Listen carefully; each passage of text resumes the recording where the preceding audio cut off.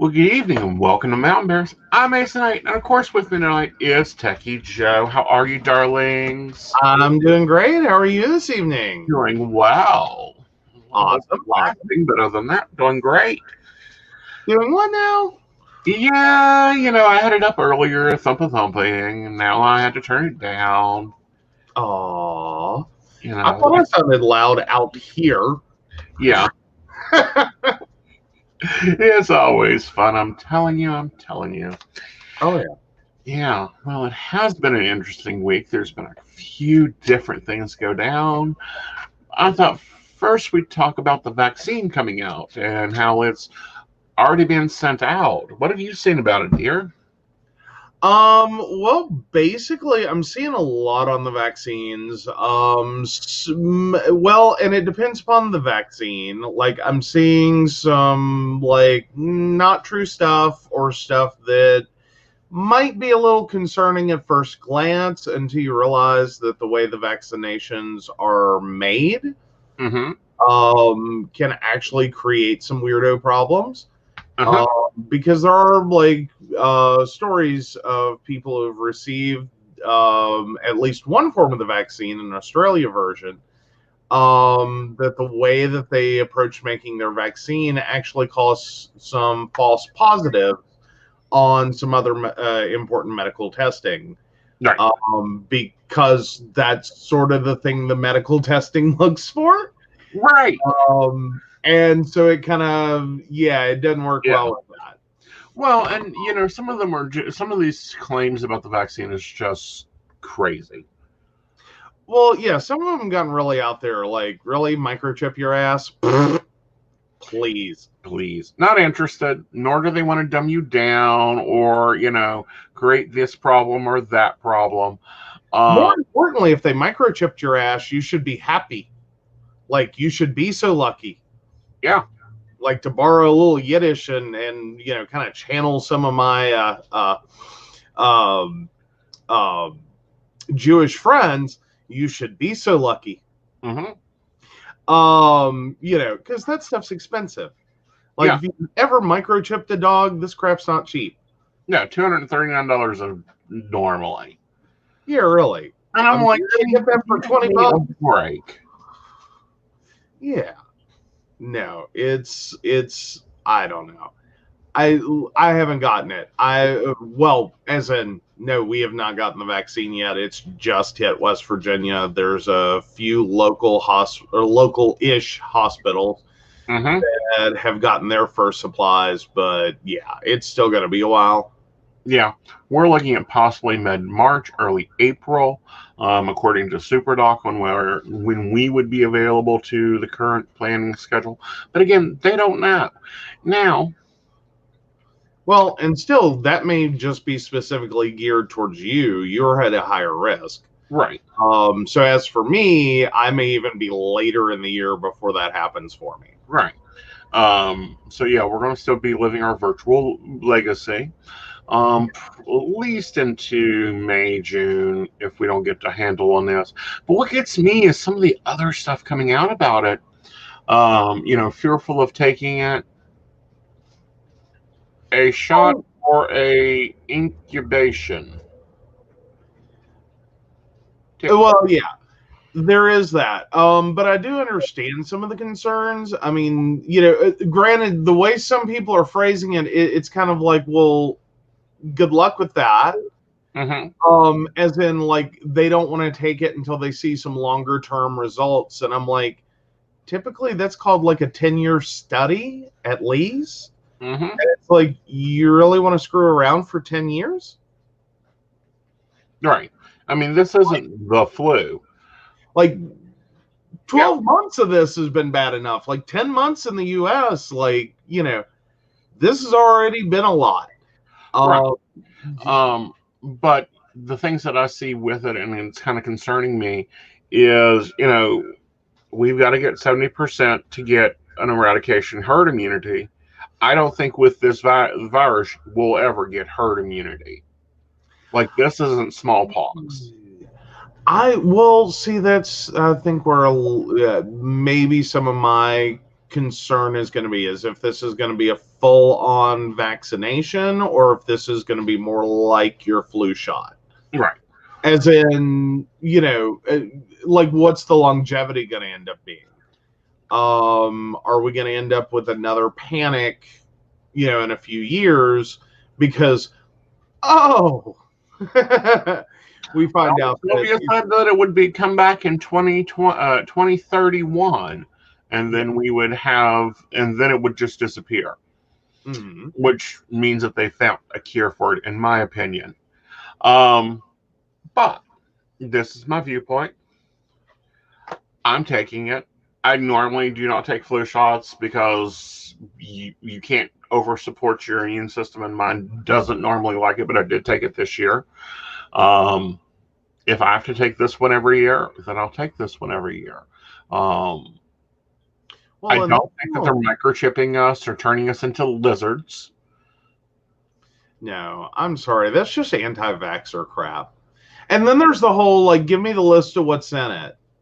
And it's like, okay, one, that's probably going to be, like, trademark information. But two, like, some people are like, oh, it has mercury and this and that. And, it's like every other vaccination is... And that's been an anti-vaxxer argument that, there's all these horrible chemicals.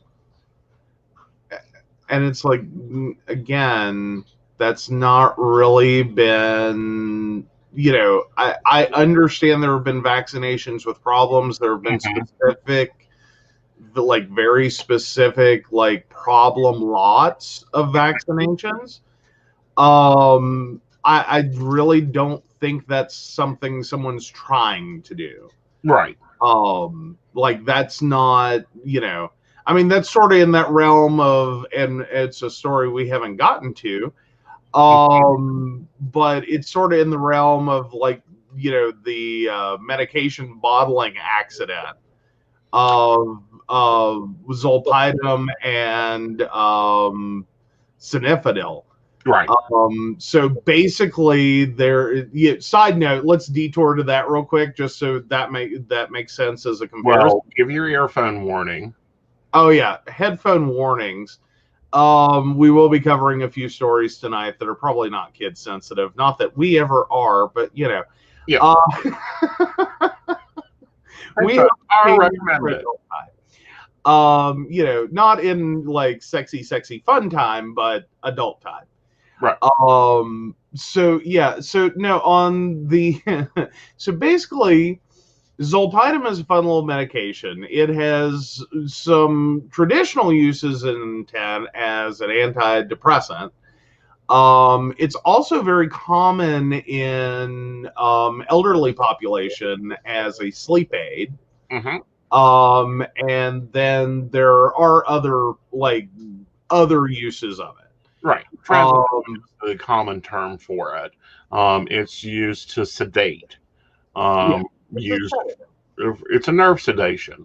Yeah. So lots of nerve patients also get it to help, sort of also with sleep, but for a different reason, as in it's all to like calm the nerves down. Right. Don't they also use it for like restless leg? Restless leg, nervous tens. This is not a PG or PG-13 show.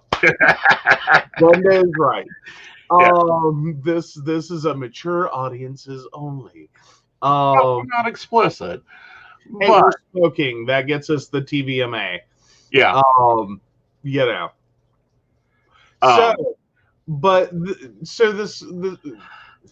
What ends up happening is this plant gets this contract to basically process and bottle these medications. And you would think this would be like either two separate sides of the building, two very different things. No. Turns out in Synefadil, if you're not familiar with that, the little blue pill from the Viagra. So there was a little accident. They were bottling generics, and so some of the Viagra ended up in the zolpidem, and some of the zolpidem ended up in the Viagra. My comment on that is either which way, someone's getting a hard night. Like, no matter how you slice that. Well, like, that's quite dangerous. Well, it is. Like that. All kidding aside, this is a bad thing. But it is still kind of funny. It's hilarious. Yes. Okay. Yeah. And I'm thinking of these poor people.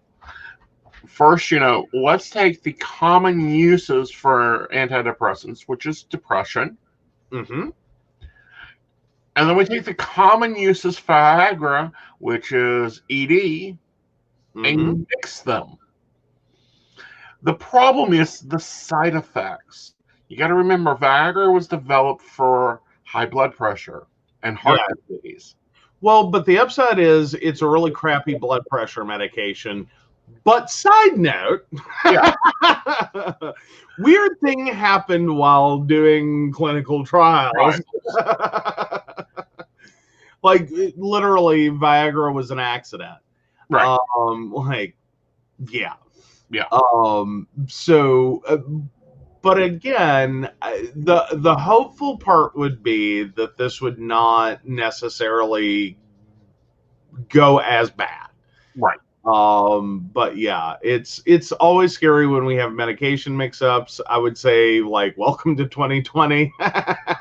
Yeah. You thought you needed a sedative, you got Viagra. Well, what gets me, and this is just, nurse brain kicking in here. Giving someone trazodone that's bipolar, yes, that's one of the other uses. Mm-hmm. That now has a less controlled feature because now their medication's getting erratic. Yeah. But now I'll pause there for a second and go, I don't think that's one of the more common bipolar meds, is it? Yes, it is. Oh, really? Okay. Yeah, sorry. I didn't know that behavior. Well, but I thought that was like an older use of it. Like, that's where, as in, like, it's probably already been replaced for a lot of patients. Right. But some of your other patients that nothing works, they'll use that with lisinopril, mix it together, and you have your uppers and your downers. So you take an upper in the morning and a downer at night. Alrighty. Yeah. Well, someone's going up. Sorry. My other thought was, oh my God, we have 90-year-olds who maybe have Alzheimer's. They're already on blood pressure medicine to lower their blood pressure. Now they've got a blood pressure. Now they're supposed to be taking their trazodone to go to sleep so their caregiver can get a break or their wife can get a break. And they're not getting a break. Well, and that's not even to mention all the nursing home patients. Yes. In the middle of COVID, because it is very popular in elder care. Yes. Because it's one of the better tolerated meds. Because sometimes you have a lot of problems with elder care, and especially dementia care, very specifically dementia care, in getting the appropriate response to medications. Right. Like, a lot of the psych meds do not work the way they're supposed to in dementia patients. They'll go all cattywampus on you. Right. But zolpidem is one that is typically trusted for that situation. Right. I've seen it, like, there's tons of people, like, you get north of 65 that, and like, you have problems sleeping, or you have a caregiver going, yeah, they have problems sleeping. You're most likely going to get handed that one. Like, they'll write that one like Pez. It's a low-dose medication. It doesn't horribly affect blood pressure. It doesn't interact with a lot of things. It's a good, safe med, and typically people either respond to the sedation or they don't. Right. Like, that's it. Right. Now, here's the other teaming of that. Viagra has a definite effect on the heart itself. Mhm. It doesn't decrease blood pressure. So if someone was on a sedation medicine and Mhm. they took the Viagra, they may have had complications. So it'll be interesting to see how many people sue this one. Well, and then you have a lot of really angry, frustrated guys Right. who thought they were going to have a good time, and all they got was a good night's sleep. Yeah, and a lot of frustrated and angry women, because Viagra is one of those ones you have to plan for. Well, maybe not so much. Well, yeah. Like that's been the big argument, though, is we gave a bunch of 80-year-olds Viagra, and suddenly their wives were like, oh, crap. Well, but no, think about this. You have a 45, 55-year-old man. They've planned out their evening. We have dinner. I take my pill. We go to the movie. We cuddle up on the couch, watch a movie, and then we'll have sexy fun time. Mm-hmm. And he falls asleep. And she can't wake him up. Well, now Zolpidem's usually not that hard of a sedation med.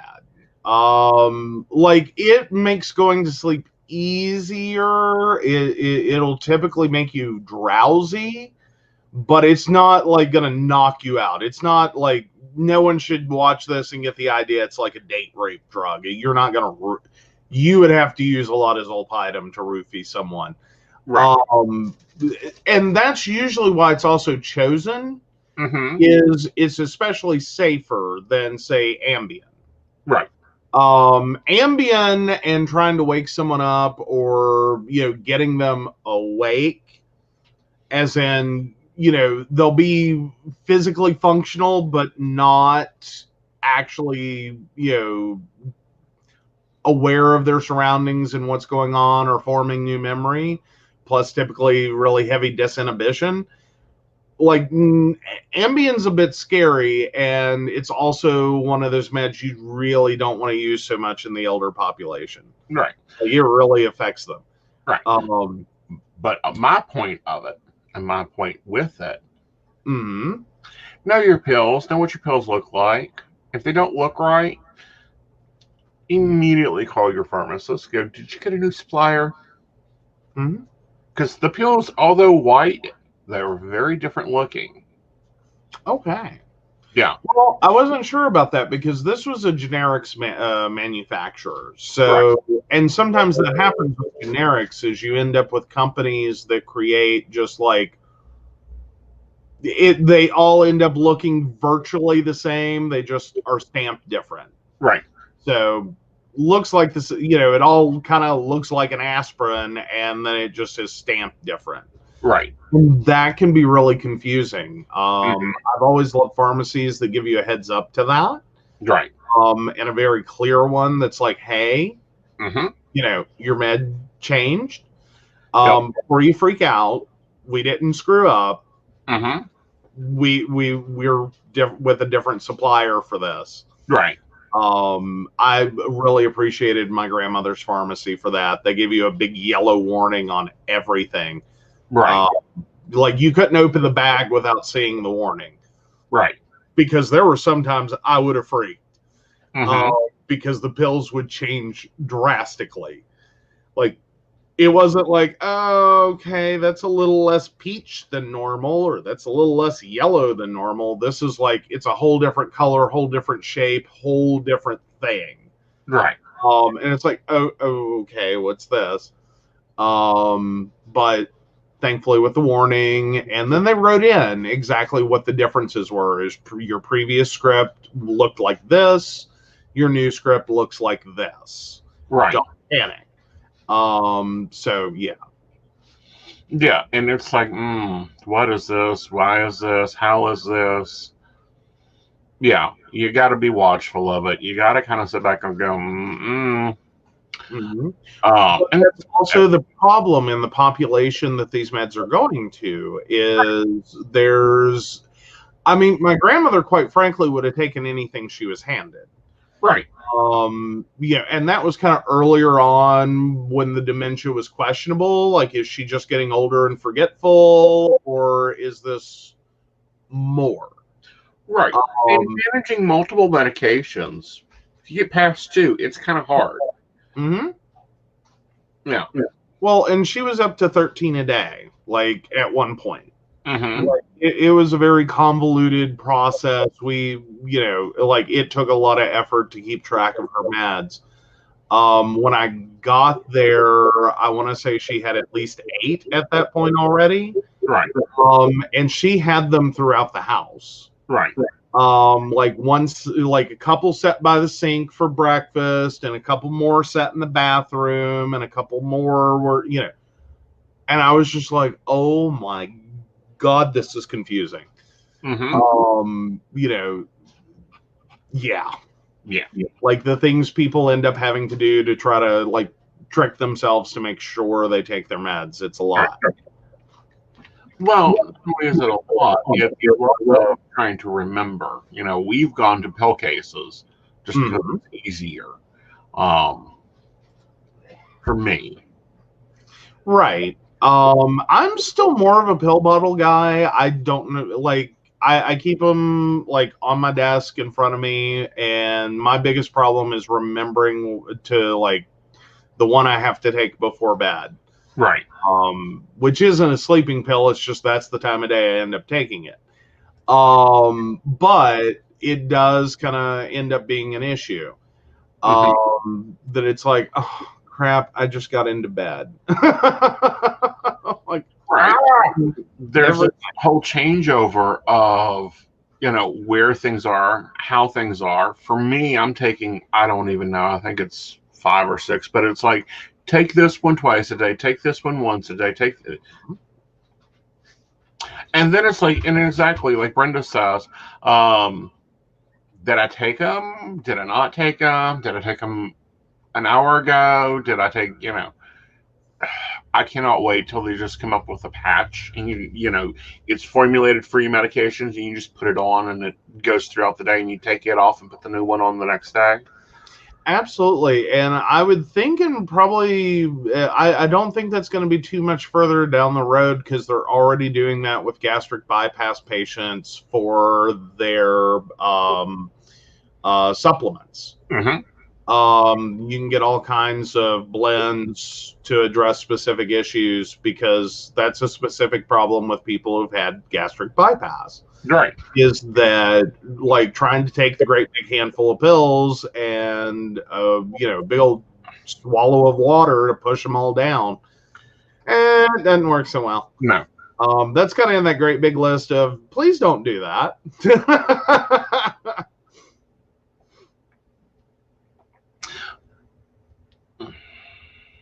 Well, and Shannon points out, luckily, if she doesn't take hers, her body lets her know.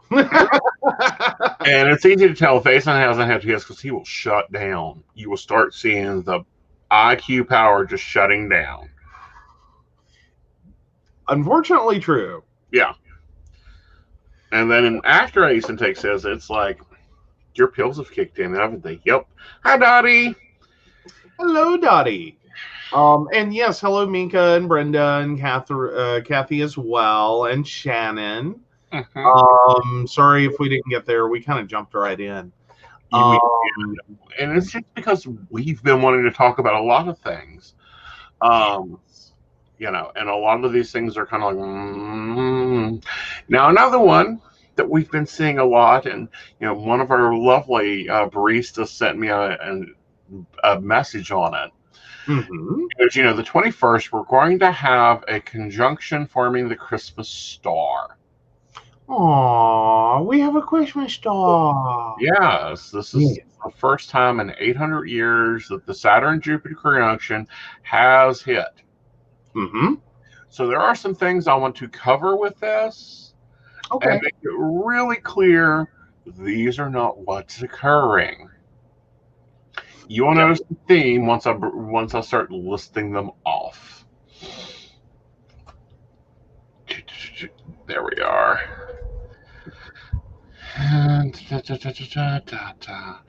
So, on December 21st, Jupiter and Saturn are conjunct. This occurs very rarely, about every 800 years. Things that are not happening. We are not moving into the age of Aquarius. We have been in the age of Aquarius for a very long time now. I don't know when we're going to get to the age of Pisces, but I'm looking forward to it, probably in about 20 years. Your DNA does not get an upgrade. What? We're not going to have a whole new chromosome or 20 pop on? No, December 21st, and I think it's at like 12:32. Don't quote me there. You're not going to sprout a tail or horns or wings. You're not going to do backflips. Oh, darn it. There will not be a third eye massive awakening. Your third eye is already awake. You just got to learn to use it. Okay. Any other crazy ones? Oh, yeah. Aliens are not racing to return to Earth. I'm pretty sure aliens lock their doors when they get near Earth. I think we're a bad neighborhood in our galaxy. Or we're just a bad galaxy. Like, you know what I mean? Like, right. They lock their doors. Right. Like, no one's trying to probe us. They're like, no. Well, we have the Greys, and that's a whole other look at things that we'll talk about, because that actually came out. And I think I mentioned it on PCS, but I don't know if I did or not. You will not gain superpowers. The world is not ending and restarting. The polar shift is not going to be occurring. Okay, but can we just back up and say that I think a world reboot would not be a bad thing? Like, have you tried unplugging it and plugging it back in? I think the world needs a reboot, but I think we need to reboot society. No, Dottie, they don't even stop to pee. Like, we're not even good enough to be restrooms on the intergalactic. No. Right. No. No Messiah is returning. Oh, come on. 2020 is not the year. Not the year. Sorry, yes, they used this occurrence to set a date on the calendar. It is most likely comparative to history's correct version, not his birthday, till at least April. I think that it's really crazy that the Christian religion celebrates his birthday and his crucifixion backwards. To fit in with what was current cultural time celebrations. But okay, Dottie brings up a point. Do we have the Christmas star to thank for Trump leaving? Because that's magical. We ain't there yet. We've got to get all the way through to January 20th. And I'm just saying, even I at this point am feeling very much like a star shimmering in. Yeah. I'm there. Like, that's where I'm at. Like, this is a light at the end of the tunnel, and it is not a fast approaching train. Right. Like, woo. Yeah, but this is a rare event. You should document it, because it will probably be the only time you see this in at least the next 4 lifetimes, if we go on the Gnostic view of reincarnation. Well, Kathy, I think you're right that the Secret Service will have to escort Trump out, and I think it'll be very confusing because I don't know if he knows how to deal with any other type of escort. Here's the facts. Like, he might try to marry the Secret Service agents. I'm sorry, that was horrible. I'll just have some coffee. Right. But here's the facts. That's actually a true statement. And it's happened with every president since Lincoln. The Secret Service always escorts presidents and former presidents from one location to another. However, I do feel that he's going to create drama all the way up and probably after. And then I think we're going to see a divorce. Oh yeah, I would say that like election, like the morning after the election, there was a call to a divorce attorney. Like, let's just go ahead and get that ready now. Well, no, she's been getting that ready. I think she's been getting that ready for about 12 years after she completed her contractual agreement to produce a child. There is that. Mm-hmm. There's that. But no, I mean, I don't know. I just think it'll be hilarious. But yeah, sorry, that's just a lot of political humor. But I think we all need it right now. We do. It's a different season. The Supreme Court did hear our, say, nope, we don't make laws, and nope, you're in the wrong, which is good. They also kind of gave open, he's now wanting to introduce a special counsel to investigate Biden's son. Like, can we get any lower here? Well, I don't think anyone's going to have a problem with the investigation. Like, that's just been, like, at this point, I don't think there's any way around that. Like, they brought that up all the way through election. So yeah, I don't think there's any way of getting around like trying to form that investigation. I just think it's going to be hilarious. Well, I think it's interesting that Barr said, I am out of here. I enjoy my law license. Yeah, really? Like, a lot of attorneys around him seem to be saying that. And running away. Yes. Yeah. I mean, these are like core attorneys that he has bought and paid for their houses. He has bought and paid for their cars. Now, I do think that there's going to be an investigation about some stuff he's done during this 4 years. That's going to be very highly interesting. Well, and then I'd say in the future, like probably not immediate, but I'd say in the future, we're going to see some laws changing around like elected officials, especially. Like, I think we're going to like quit assuming there's going to be a cute little gentleman's agreement here and start kind of like forcing it. Right. Like this is traditional, this is what people do, or this is what presidents do, or, potential presidents, like release your taxes and, surrender your businesses, those kinds of things. I think we're going to end up having to codify that and be like, it's no longer just traditional and a smart move. It's going to have to be, no, this is legitimately what you have to do. All right. Now, what I'm watching is January 6th. Here's what we're set up for this next battle. January 6th is when the new Congress sets. Okay. So the freshman congressmen and congresswomen setting have to accept the Electoral College's vote. There's kind of a rallying through a few people to challenge it and make them actually vote on it. Here's the thing, though.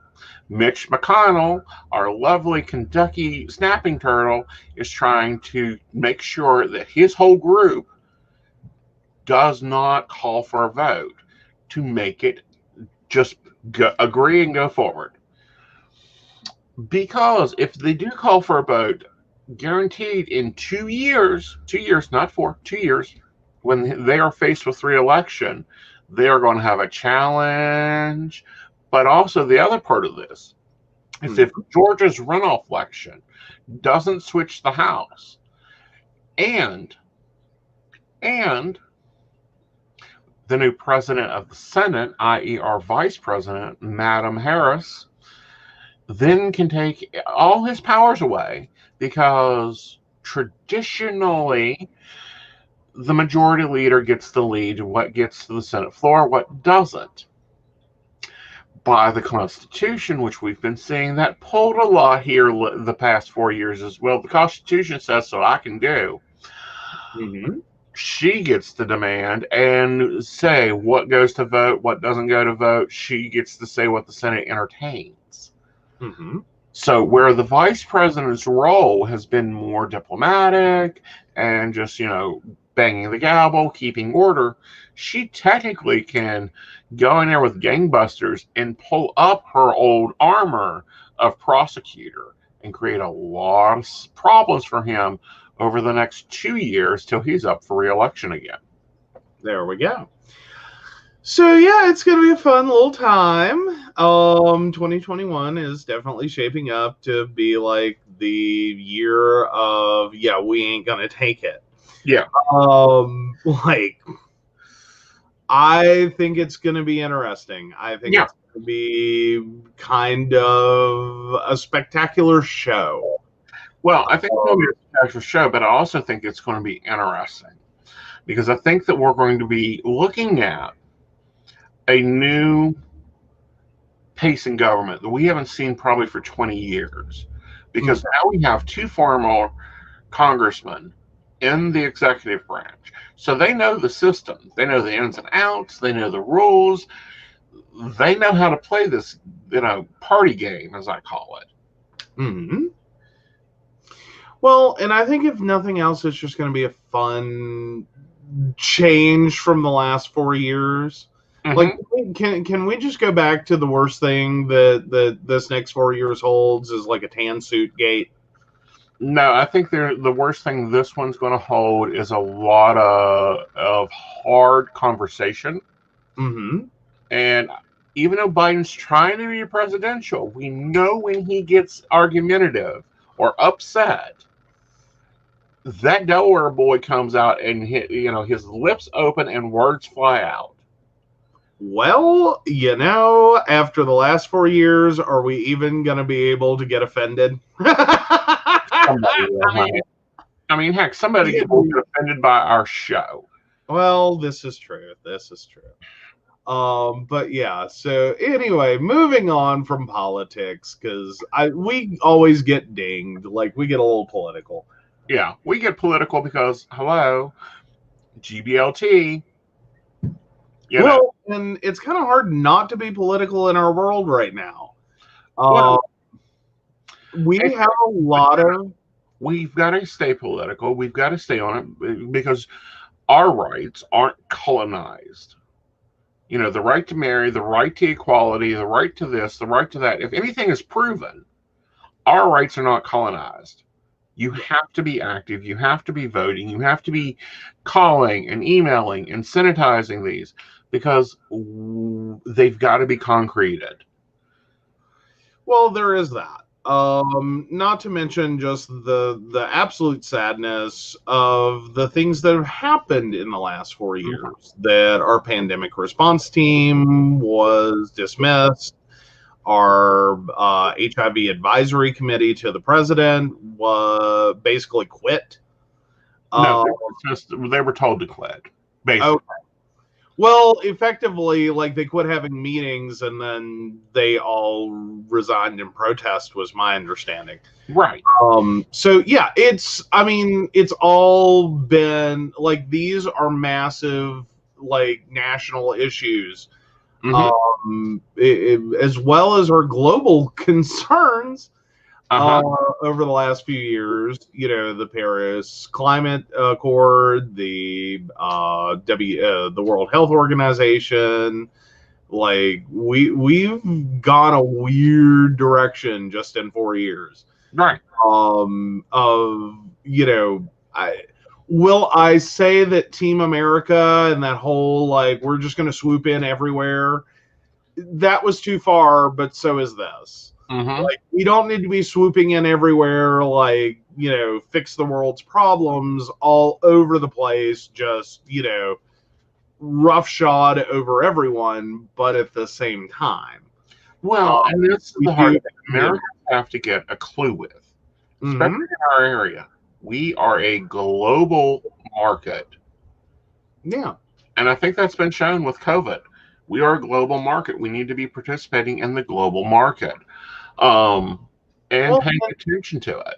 And employment has changed drastically because of that. I know that's not helping everyone right now because that was a lot of unemployment numbers to absorb into the work at home like concept. But in terms of like alternatives for businesses that have shut down, I'm sure it has absorbed a large number of people with different, work at home or work independently options. Right. And a lot of those are from around the globe. Right. So yeah, I take it Puppy needs to go out. Yeah. That's why you guys get to see the Christmas decorations. Yes. Oh my goodness. Oh, he has the worst timing anymore. Well, I think it has to do with the Mack truck delivery. I really do. I think there's a Mack truck that drives by the house every night, and he has to go see it because this is the same time every night. Yeah, he is obsessed with trucks. He likes his trucks. He does. Yes. It's crazy some of the things he gets obsessive about.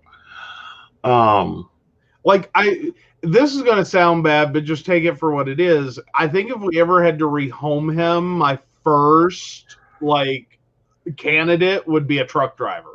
Yes. Just put him in the passenger seat. This will be the happiest dog ever. He's the easiest dog to transport too.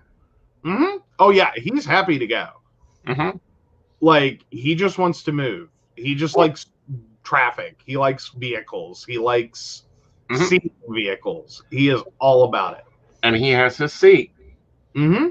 He will get pissy if his seat isn't ready. Nope. Yes, he will. Yes, he will. He does not like that. Yeah. But yeah, so I am assuming there is a specific truck going by every night that is making him happy. Yeah.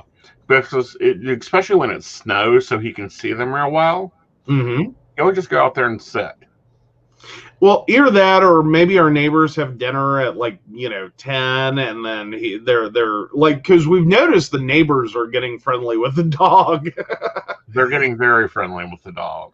Yeah, I wouldn't be surprised to find out he's going out for bacon. Possibly. I mean, the other day they almost had him out of the yard, and I'm like, hey, put him down. You're really. And he's no small. He is not a small puppy. No. He is not small. That's a lot of lifting to do. Yeah, and when he's out of the house, everybody knows Flad technically could clear the fence if he wanted to. Oh, yeah. Yeah, the fence is a suggestion. The fence takes well. Security. Yeah. Well, no, I mean, the fence, yeah, basically it's his security. But no, I mean, the fence is a suggestion. He works well with perimeters. Right. He doesn't need a true barrier. It doesn't even have to be a good fence. It just has to be a barrier, and he's like, okay, got it. That's my perimeter. Right. That's it. He is not all about going in and out over fences and getting around and digging under, and yeah, he's not there. Yeah. He's he is meant for farm life. Right. By, so to speak, design and nature. But yeah, no, he doesn't even try. But now we've also made the comment before, if we were in the front yard and he's in the back, someone approaches us the wrong way, he's going over that fence and there's no stopping it. Right. The only thing we could do is go with a higher fence, and then he's still just going to hurt himself. Right. So, yeah, there is that. And Brenda points out hers is in the same boat. Could jump fence, doesn't. Yeah, they just need to know that they don't go past this point. Yeah, this is my perimeter. This is it. This is my space.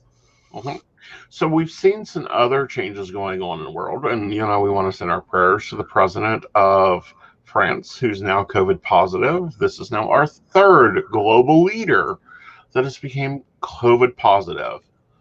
Well, and that also has sent a lot of elected officials into quarantine.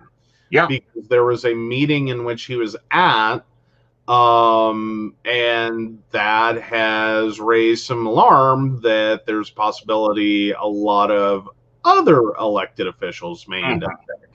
Right. So yeah, it's not quite as unfortunate, and I'm trying to think of other words, as like the school board meeting in which everyone got together to discuss COVID, and like 25 people all got COVID. Right. You know, in terms of like, okay, guys, y'all gotta get a little better with Zoom.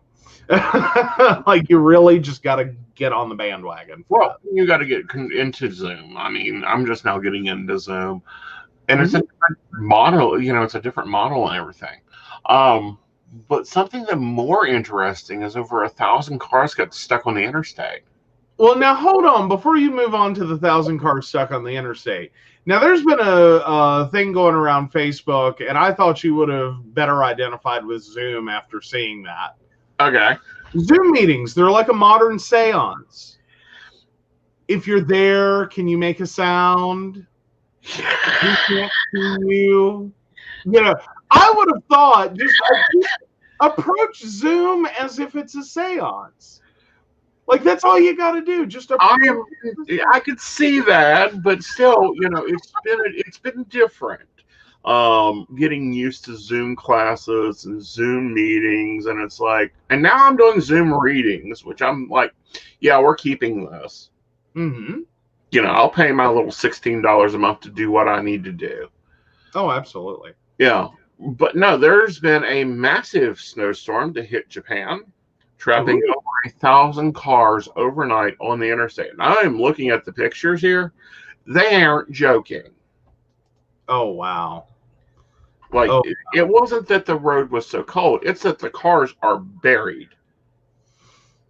Oh, wow. So Yeah. just freak storm at a like rush hour? Yeah. Oh, yeah. That's for. Well, and our North Carolina resident isn't with us tonight because, you know, she had a baby. Uh-huh. Yeah, we are super excited. The squatter has been evicted. The squatter has been evicted. Yeah. So, you know, there's that. But I would just wonder if she would remember, like, it's been a few years. North Carolina had a snowstorm start like that. Because North Carolina, just for anyone who doesn't live there, never been there, winter in North Carolina is more so about ice. Mm-hmm.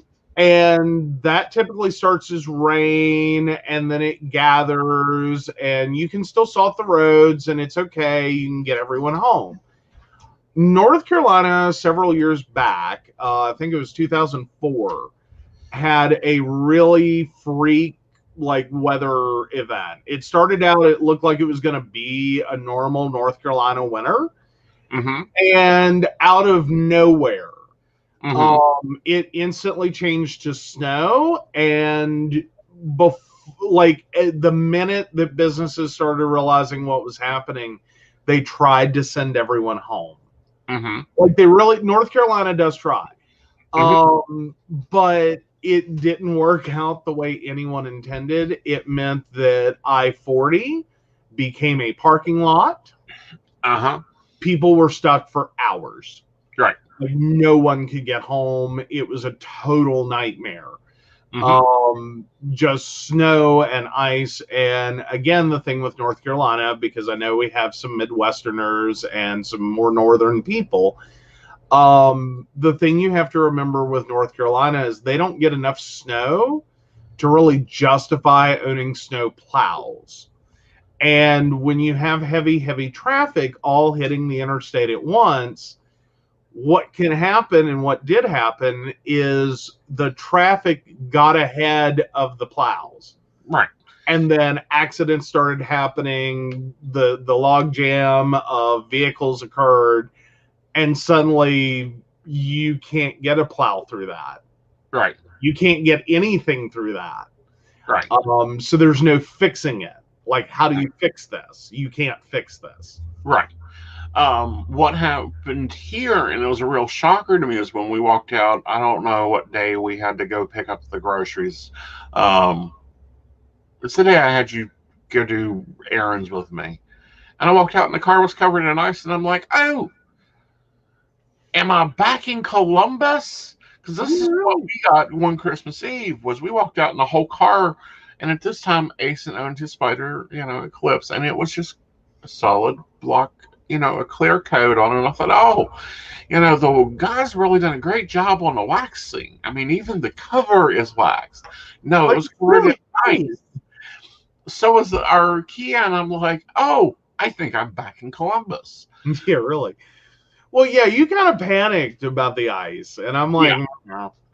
Like, I don't care as long as I can see out the windows. I'm just not dealing with this winter driving yet. I'm even happy with. Yeah, you're not a big winter driver. I used to be, but not anymore. Yeah. I mean, it's just like, nah. Basically, I made extra money in college by being a winter driver. Like, because North Carolina had a couple of like North Carolina about once a year gets a snowstorm. And it's not even really like West Virginia, like Virginia and on up, like draw a line, across Virginia, across the United States. Anyone north of that is like, this is not a snowstorm. Right. Okay. Like, this is a slushy, like, factory problem. Mm-hmm. Like someone left their slushy machine on, and it broke. Like, this is like the level of snow we're talking about. But people would freak out. Like, you go a little south, and that one snow day a year, the snow day, shuts an entire state down. Mm-hmm. And people are scared to death to drive in it. Like, this little tiny, like, slushy line between the lanes freaks them out. Like, nope, I can't drive in that. You're all going to die. And I'm like, okay, sure, whatever. You need to go to the store, I'll take you to the store, whatever. I'll handle it. Like, I can do this. So I would have people that would actually offer me money, like, just to drive their car to a store. And I'm like, okay, like, or buy me lunch or whatever. I was like, this is cool. Like, I appreciate. Oh yeah, like, yeah. Well, in North Carolina, like, storms are weird anyway. Like, looking at Brenda's comments, she said, my friends that live in North Carolina have a ball when it snows, laughing at people and driving everyone places. It's great. Mm-hmm. Now I will say the one that got me, my first year of college, we had a flurry of snow. Like, didn't really stick, but just like flurries. I looked outside my window, went, oh, we had a light dusting of snow. I guess I have class today. Mm-hmm. As in, it wasn't even a thought that we wouldn't. Right. Got up, got ready, headed over, and it was get all the way across campus, and there's this weird little sidewalk dip. Right. And it didn't look slick. It just looked wet. It always stayed wet. The way the building was made, there was a lot of overhangs over the sidewalk. Right. And of course, I hit black ice on foot, and I slid straight down that stupid sidewalk and went feet first into a glass door. And all I could keep thinking was, please don't break. Right. Because it was one of those, I couldn't stop myself. There was nothing I could do. Right. And all I could, and so I slammed feet first into the door. It didn't break, but this dear sweet woman in facilities management sees me do this, and she comes out of the building, out of this door. Are you okay? Are you all right? What are you doing here? And I went, what do you mean? Yeah, I'm fine. What do you mean? What am I doing here? And she's like, they canceled all classes for today because it's so bad out. And I went, it's not that bad. And do you know that was 8 a.m. By noon, there were people on this snow day. noon, there are people in shorts and t-shirts, flip-flops, playing frisbee, because not only is the snow melted, what little dusting we got, it is now 70 degrees. We had snow overnight, a dusting, and ice. And by noon, people are playing frisbee in shorts and a t-shirt going, I'm a little hot. But that's North Carolina for you. It is. It's crazy. I'm out.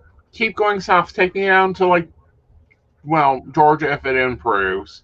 Mm-hmm. I'll enjoy my winters there. Oh, absolutely.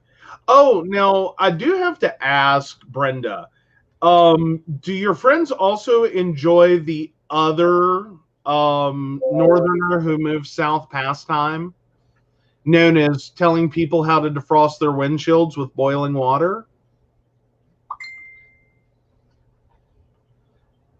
Tell the story. Huh? Tell the story. Oh, I worked for a place. I did. I worked for a place. That was one of our favorite things. We would have people that would start working there, and every once in a while we'd get a southerner, and it's their first winter in, North Carolina. The first time they've ever had to own an ice scraper, the first time. And a bunch of my coworkers were telling her that, yeah, you just boil a pot of water and throw it on your windshield. And this girl did it. And her poor husband comes outside going, are you nuts? Because, of course, she does this, and the first couple of times it's fine. Yeah, the last one was the last one because she hit the windshield with a pot of boiling water, and with the boiling water, and it exploded. Mm-hmm. Don't do that. Don't do that. That's not a thing we do. That will not clear. Well, it'll clear your windshield. Let me tell you, it'll clear it. It'll be crystal clear. You won't miss a thing, even the bugs in the wind. It really quits being a shield, Mm-hmm. She was just about that bad. Like she was a fun one. She was a fun one. She had been with her husband for like 3 years, and they would not use the toilet when the other one was at home. If one of them had, and I'm talking number 2, they would go to the nearest gas station. Like, it was just so, like, they were so messed up, it was hilarious. Mm-hmm. And it's like, I don't think this marriage is going to work. I just really don't.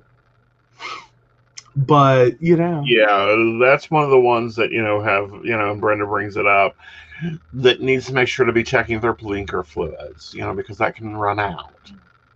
Yeah, well, it happens. Oh. Yeah.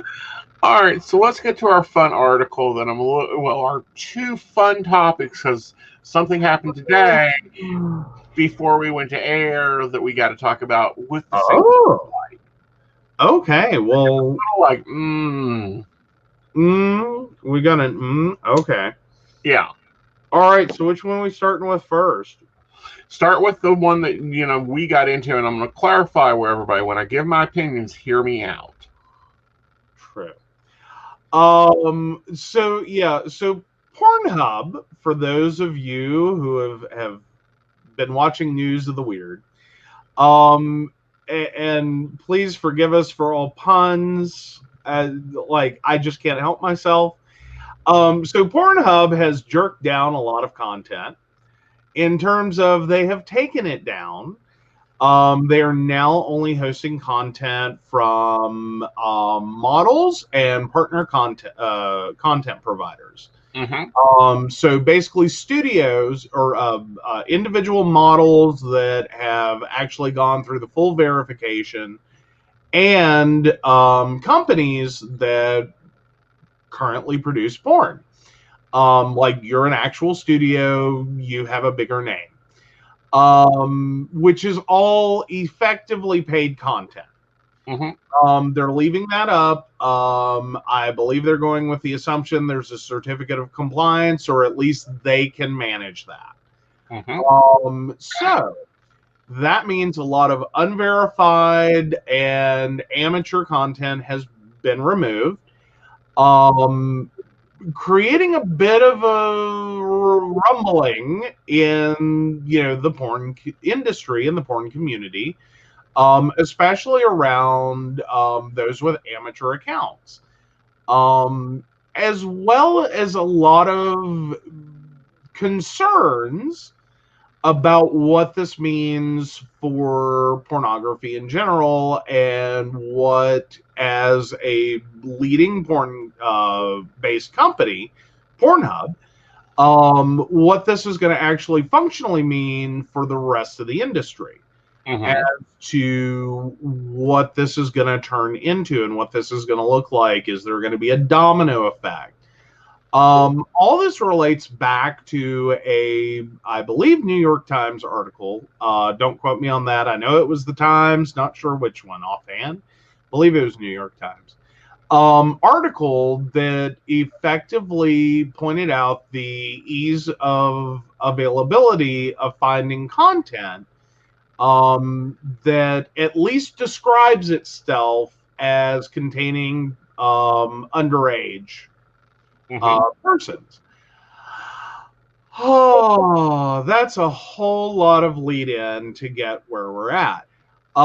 So what's effectively happened, and you can follow the bouncy ball, is a lot of backlash has hit Pornhub for this situation, leading Pornhub to make the decisions that it has. Industry-wise, it is Pornhub is generally considered a leader. They do a lot in terms of kind of leading the pack. They also are a company that has done a lot of things. One could say for attention. One could also say not necessarily bad things. Like, they're a decent company. They're trying to be decent. Right. You can be smutty but nice. Basically being their theory. Hooker with a heart of gold if you want. Is a lot of how they've taken it. Hey, we've got a baby mama. So hi, Ashley. Oh, baby guest. Oh, okay. Yeah. Okay, sorry, I got distracted by babies. Yes. So yes, an invisible assistant bringing coffee.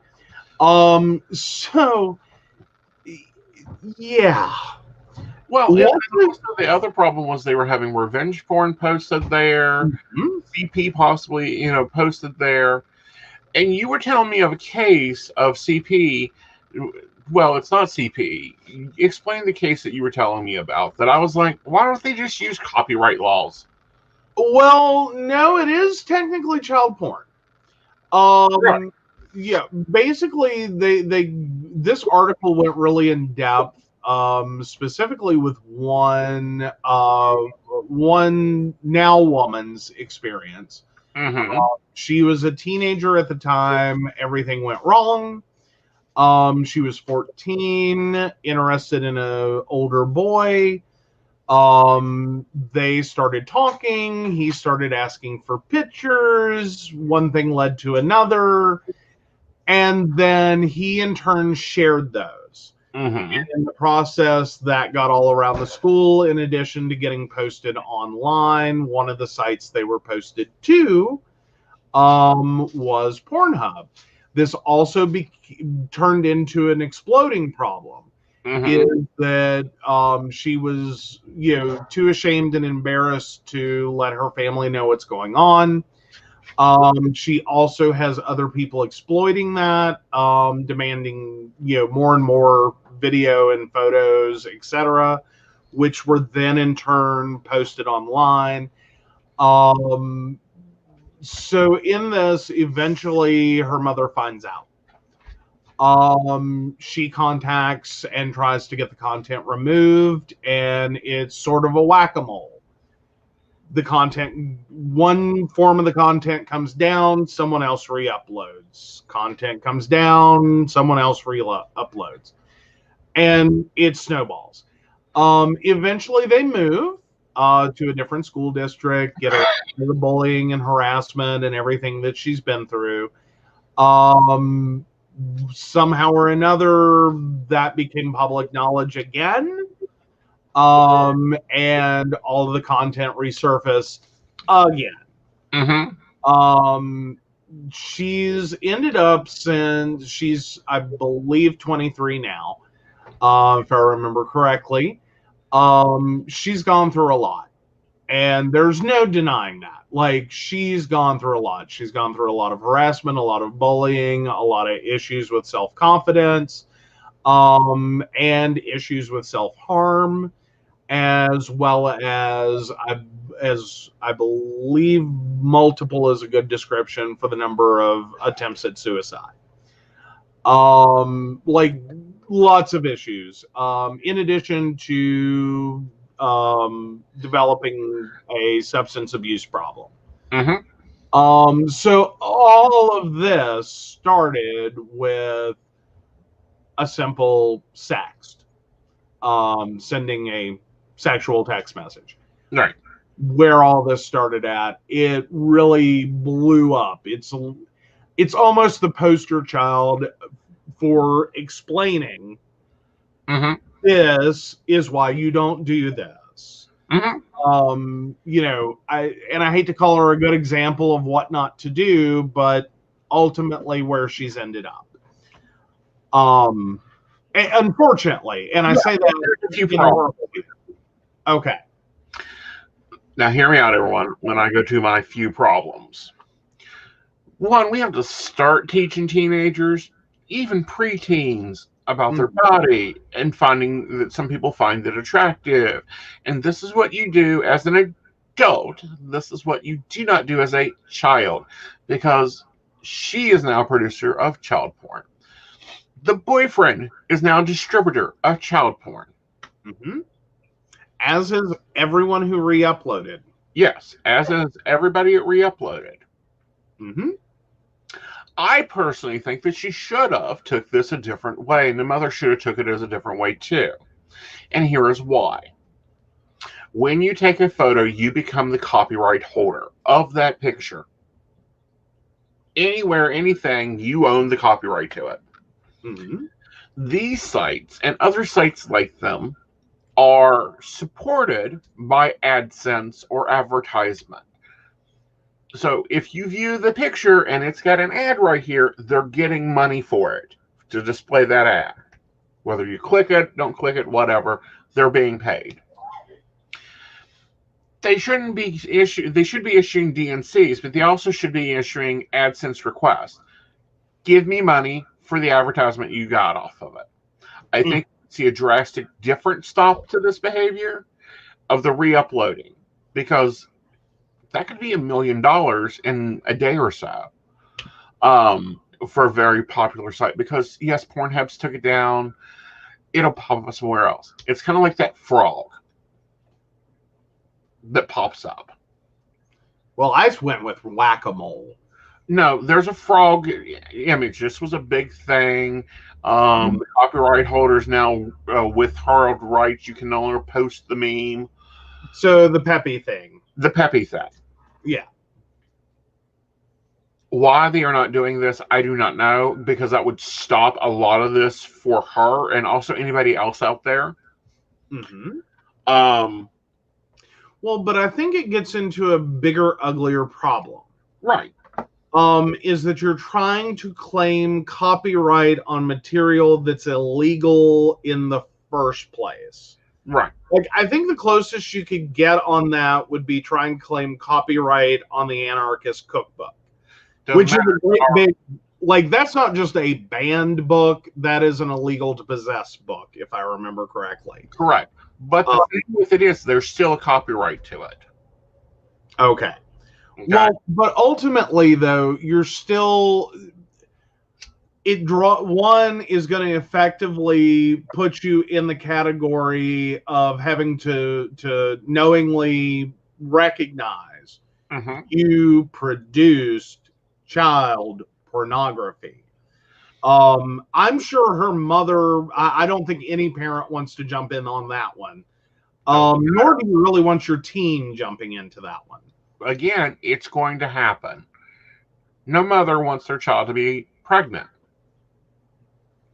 No mother wants their child to feel ashamed of their body, but they keep teaching it over and over and over. Well, but there is some degree of truth to that it does ultimately create issues there. Right. Like, don't be ashamed of your body, enjoy, consent, yada, yada. Oh, except. Right. No, you can't do that. That's illegal. That's bad. That's shameful. That's harmful. And it does get a little. Yeah. And I can understand the confusion. And then you're also dealing with teens. And that was one of the big problems here.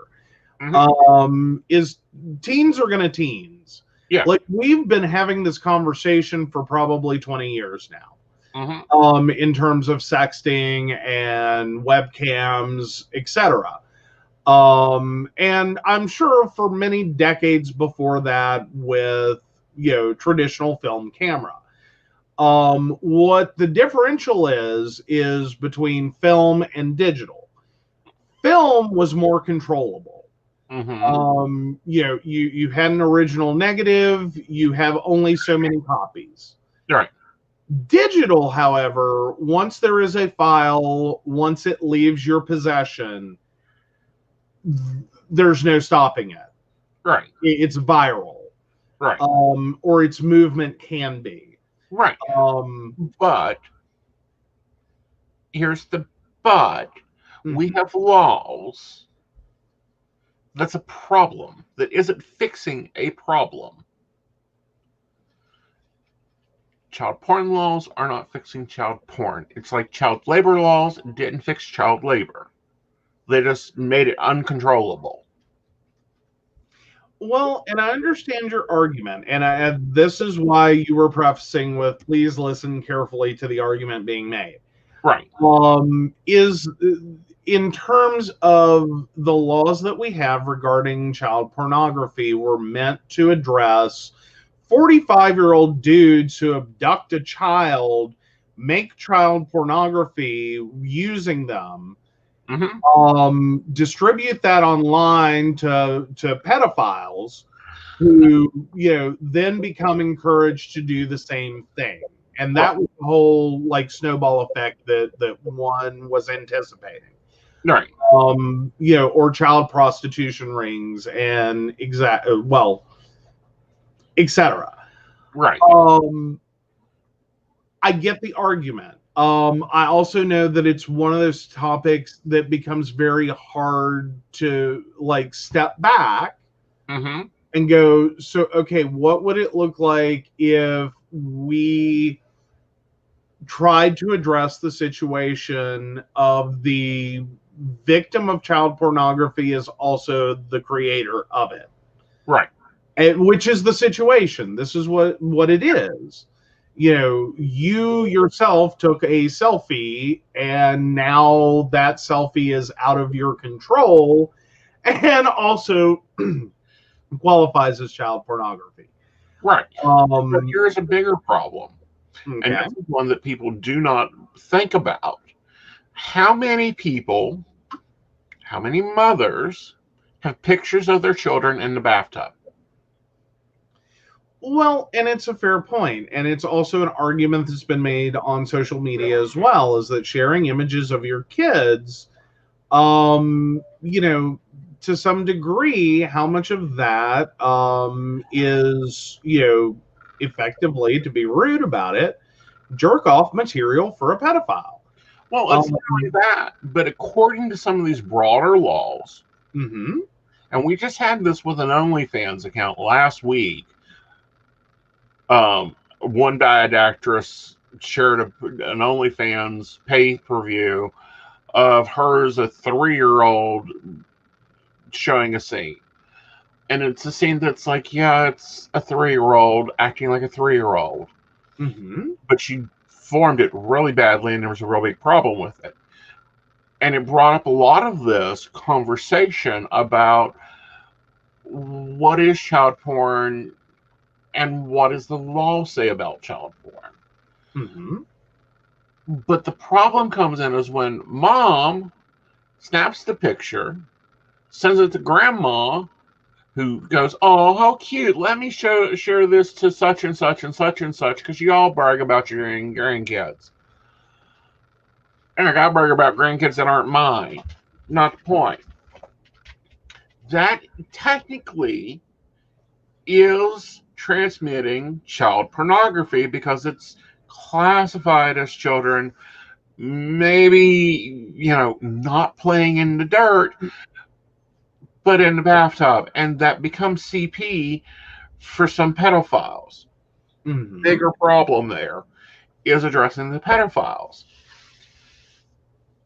But what this has done, in my opinion, isn't helping anybody track down the bad guys. It's just pushed them more into the Silk Road. Well, effectively the dark web. Right. Like just go play over there, like create your own scary playground. Right. That potentially fewer people are going to get there. Right. But and here's like a little personal experience, and I'm not going to name names ever. I did know someone who just about got themselves in a whole mess of trouble. And it was one of those moments I had to sit back and just be like, what the hell were you thinking? And the situation was this. Her son, I believe 14, 15 at the time, the kid has issues, is the short version to go without getting into all of his diagnoses. One of his issues also involves he has an abundance of confidence. In terms of this is a child who acts like a mini adult already. Like, you're not going to tell me what to do. I'll do whatever I want. You can't punish him enough to make him stop his behavior. Part of it is he can't control it. Part of it is he doesn't really care. Like, all attention is good attention. Mm-hmm. So, he's in that like puberty phase, thinking more with hormones. Was actually attracted to a friend of hers and sent what would otherwise have been known as a dick pic to her. Of course, the friend is like, what the fuck? What? What are you doing, dude? Like, one, so inappropriate on so many levels to begin with. And then you basically just produced and sent me child pornography. I now have kitty porn on my phone. Mm-hmm. What the hell? Right. So, of course, does what any friend does, calls mother and says, what the, this is what just happened. And so, of course, she takes the phone from him. The mother does. And in a moment I can only call absolute stupidity or stupefaction, whichever way you want to like side it. I really think it was the latter. I think it was just stupefied by the situation. She sends this image to her mother and goes, oh my God, can you believe what he just sent to my friend so-and-so? And they have their own conversation, like, how do I deal with this? What do I do with this? Like, what the? oh my God, I'm going to kill this kid. Like, and that moment of, I'm going to kill this kid. I'm beyond my, like this is beyond parenting now. Like, you've exceeded. Like, congratulations, you've exceeded my ability to parent reasonably, rationally, and decently. So her mom, of course, talks her down, at least enough that we end up talking later, and she's telling me this whole story up to this point. And she was like, hold on, I'll send it to you. And I'm like, no! And she's like, what do you mean? And I'm like, well, first of all, like, nowhere in her and her mother's conversation, nowhere in this whole situation has it clicked for her that what she did, like, he produced child pornography and now she's sharing it. Transmitting it. But yeah. And she's ready to send it over. Like, can you believe he would send this to someone? And I'm like, no, you don't know. Stop where you are. Do you want to go to prison? Right. Like, do you, like, oh my God. Like, right. How does this not resonate for someone? Like, you're ticked at him for producing child porn and sending it to your friend, and you're sending it. Right. But it doesn't click in there because she still views it as transmitting a baby, a not so good baby picture. Basically, my baby screwed up and I don't even know where to begin. Right. But see, and that's the thing. It was like total stupefaction. Like, you're trying to Google why Google's down. Right. No, it doesn't work. Like, right. Stop it. And, and here's the other side of that. Y'all heard me bring up child labor laws. Back in the 1920s, or teens and 20s, they started child labor laws. This is a great thing. We don't want our children working in factories.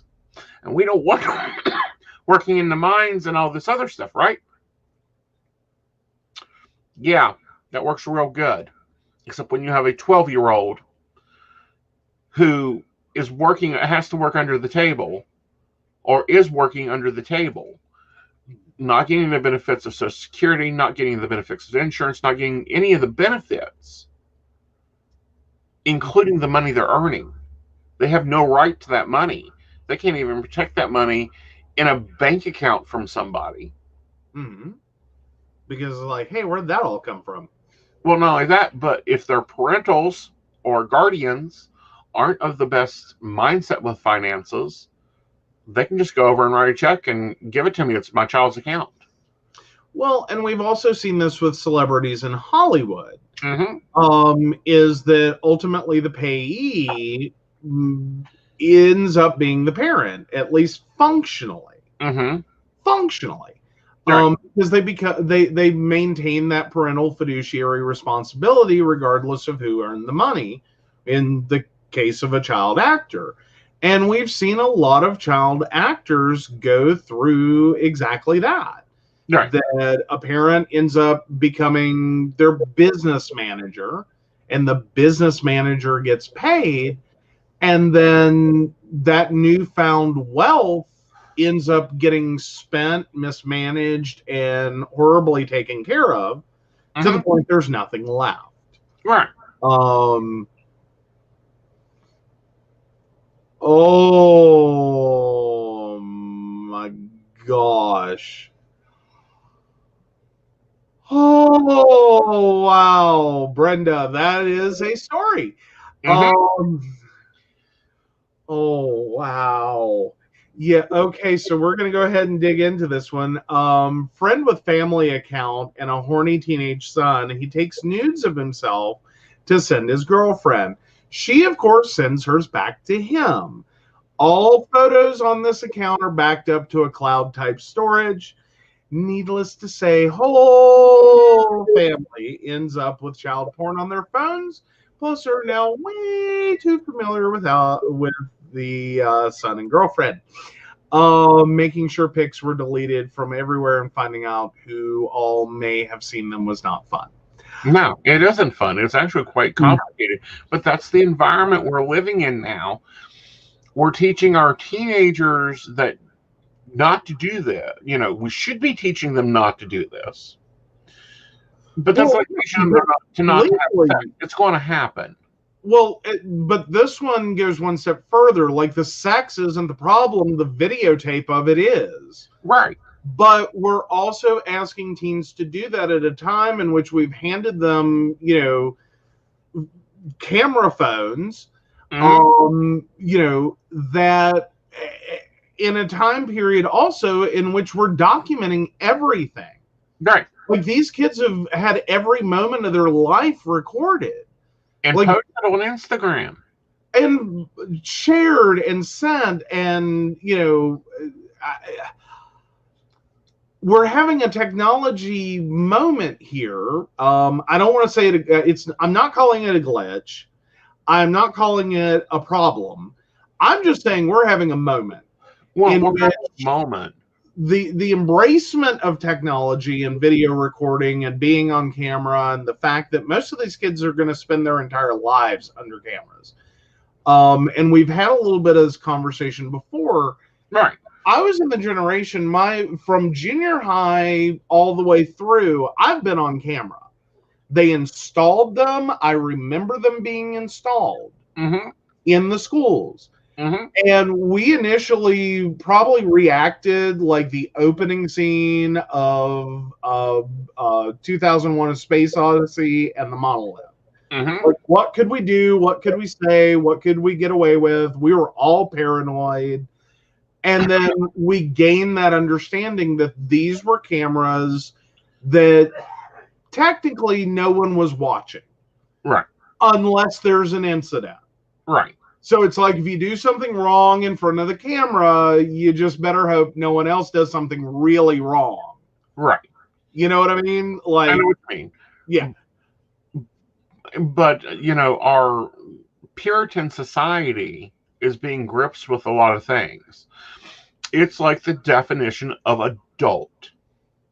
In a global community, it means a lot of different things. In the US, it's 18. In Europe, in some areas, it's 16. In the Middle East, and some religions see it as 12. But we're expecting teenagers, and we're charging teenagers with adult crimes when they're supposed to be treated as minors. Well, but we're also getting into the situation of how do you even begin to explain, or what are going to be the long-term ramifications even of like you're making this one thing so bad. Right. And not that I'm saying anyone should necessarily be out there encouraging it, but in terms of messaging, I think we're going to have a problem. Right. In terms of, you have a child that is like, take a child that was born 18 years ago, 2002.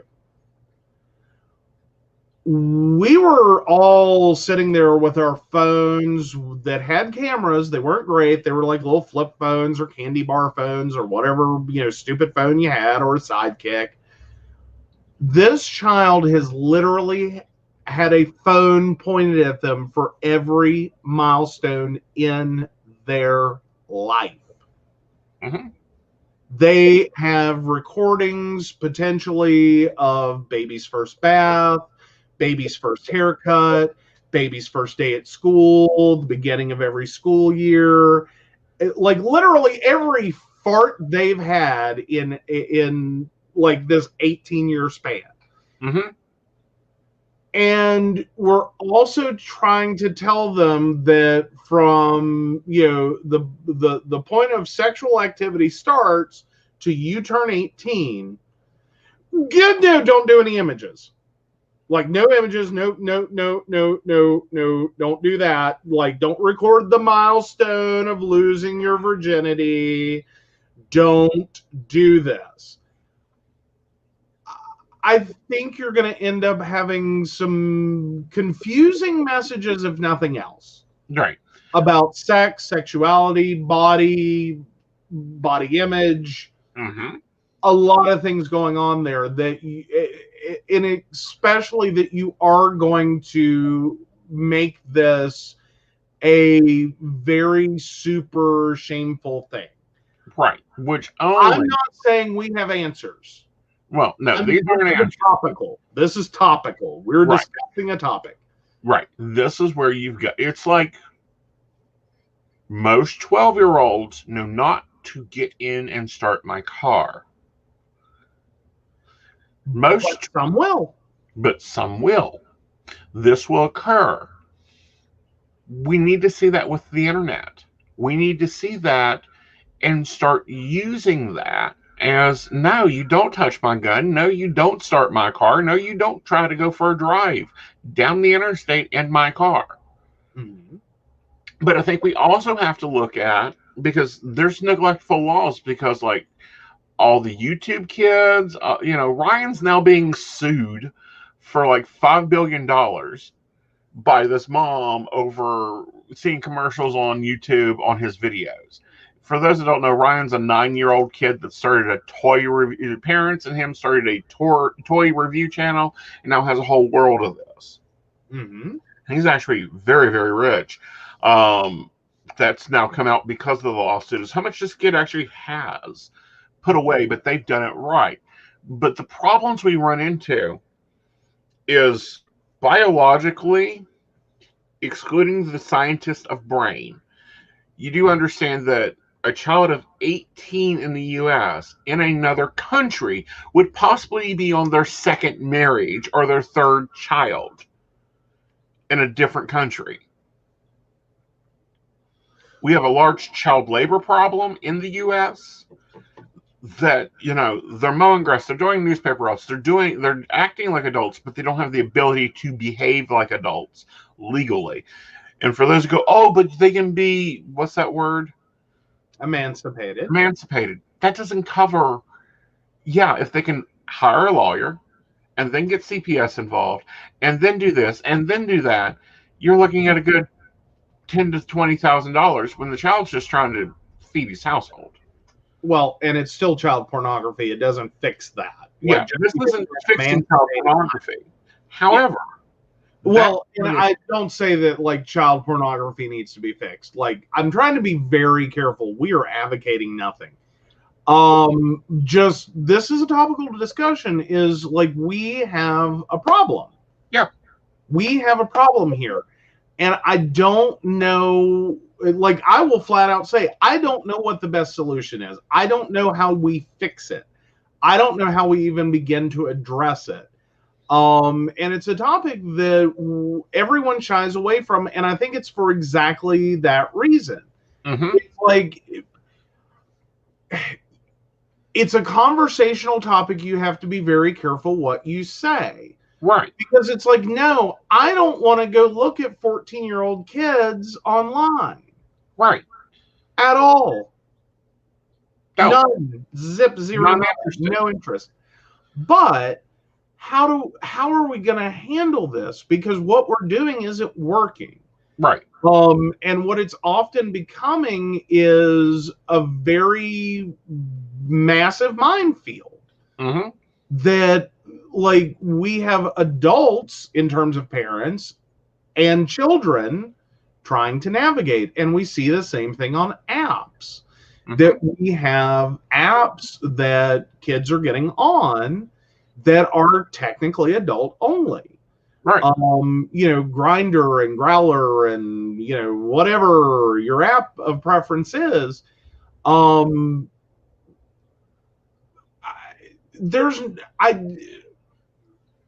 We've been struggling with this. Right. And it creates, and it also creates additional problems. Right. Is that we have kids entering a sphere for adults, which then in turn like drives an audience for those in two directions. One, the pedophiles who are interested, and the pedophile hunter. Mm-hmm. You know, whatever law enforcement, child, advocacy group wants to go in there and try to, run a sting operation. Right. I, uh, I'm very much for having two internet, for having go to the ISP or the cellular people. If you're an adult and you have, you tell the ISP, I am an adult, I have no children, or I have children in my house, I am taking responsibility.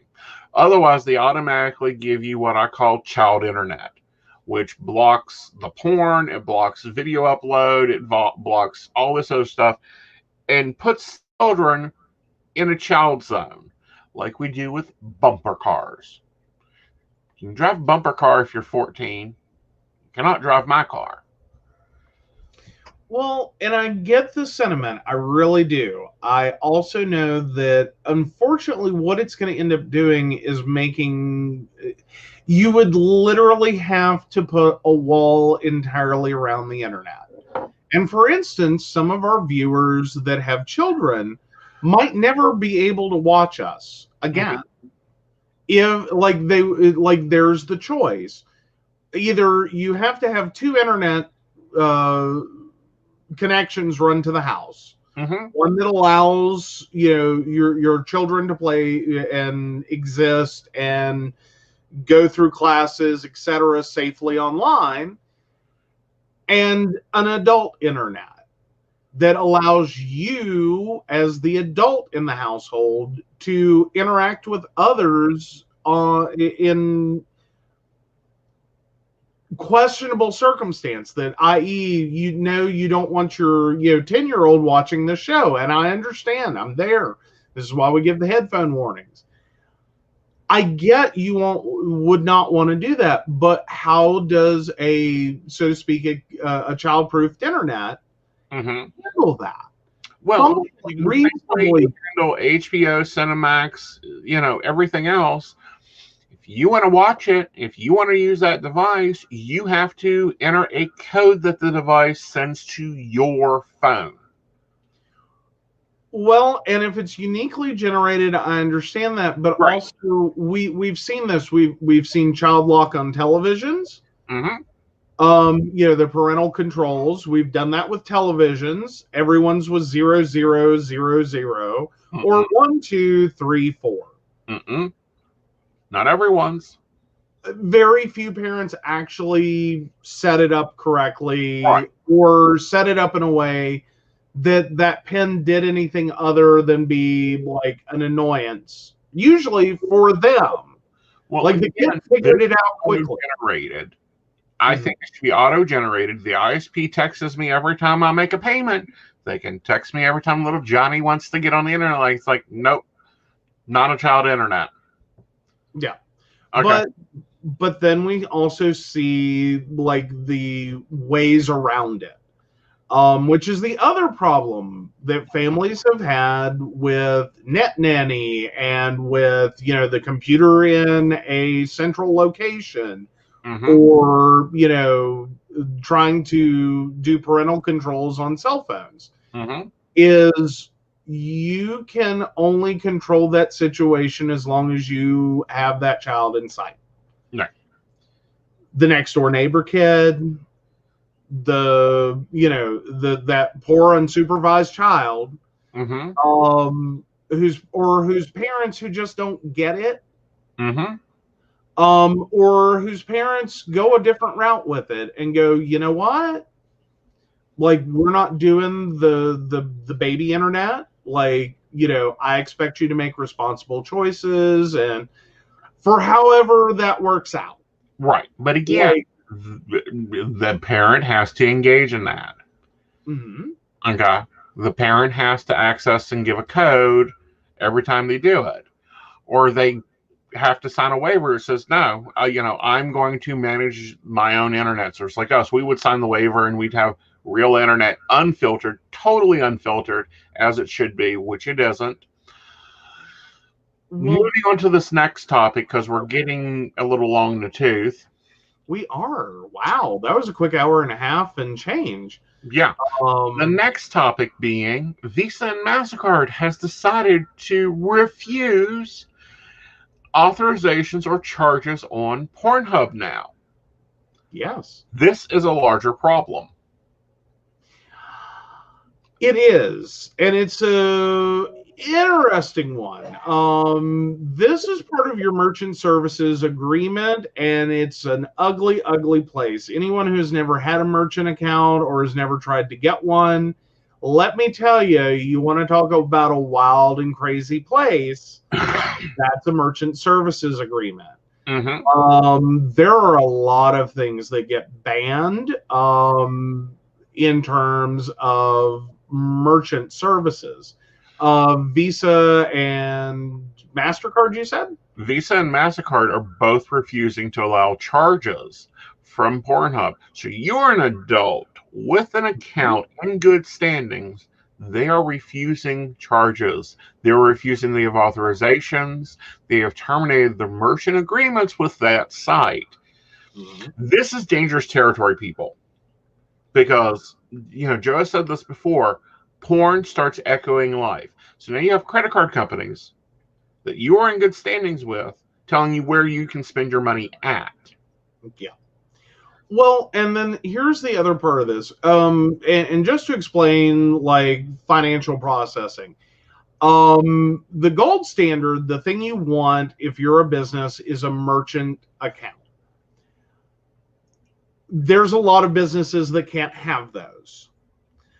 The next best choice is what's called basically it's called a payment aggregator. And what they are is they're a third-party merchant services agreement. They basically take in a lot of different companies, and that one company has a merchant account, and they share it. Your next best option is your smaller services. PayPal, Square, Stripe, Cash App, Venmo, whatever. The reason I say that is the fees keep climbing the more people are in the way. Mm-hmm. And it's a little uglier in the agreements and who has control over what and what they can do with the money. Right.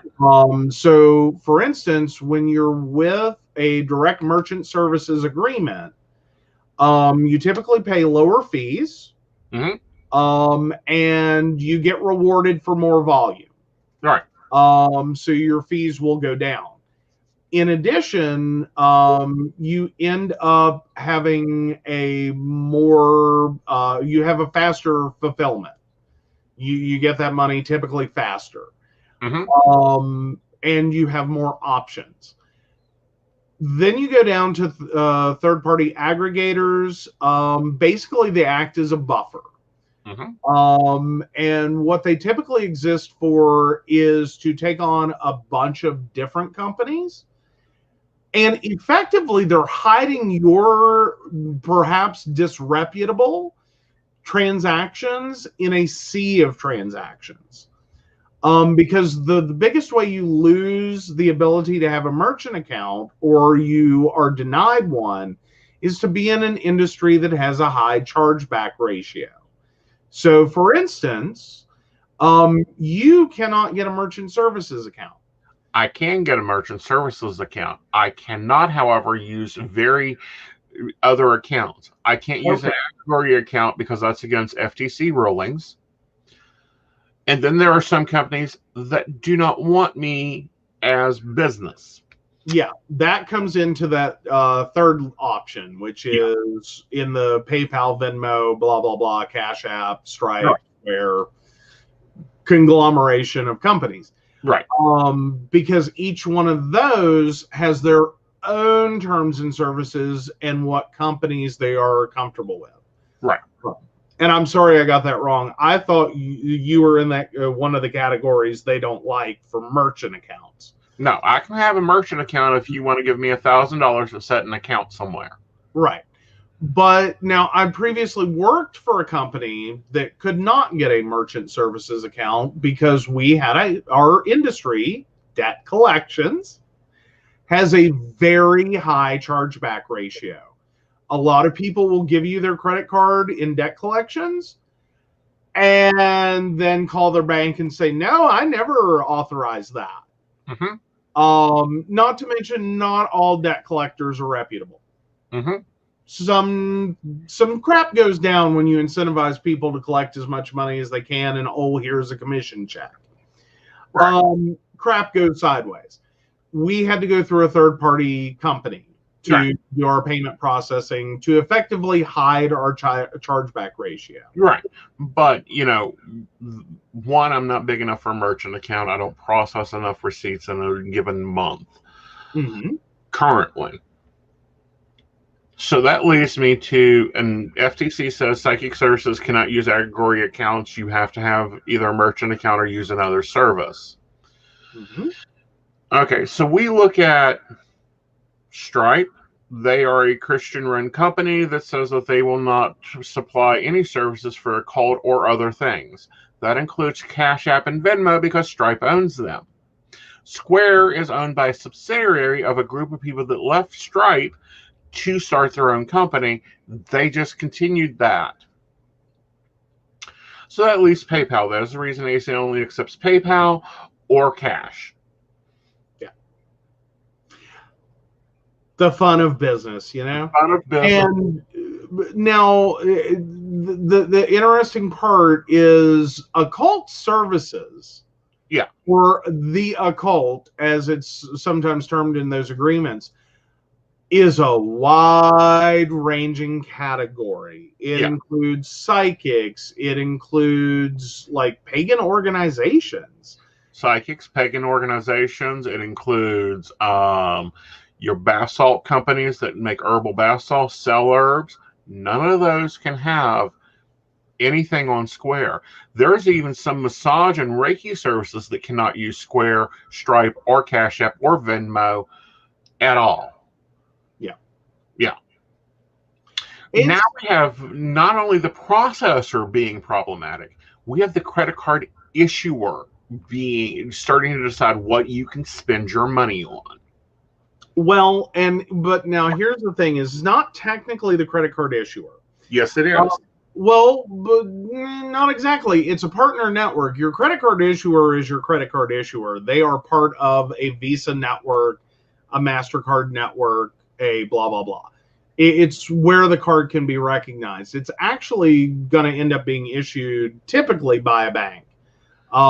Visa, Master, and MasterCard specifically don't ordinarily issue cards directly anymore, is my understanding. Some of them do. Oh, do they still? Yeah. Okay. But now Discover and Amex issue their cards direct. Correct. Like and those are the big four in the U.S. Right. If you're watching around the world, we know there's some others. Right.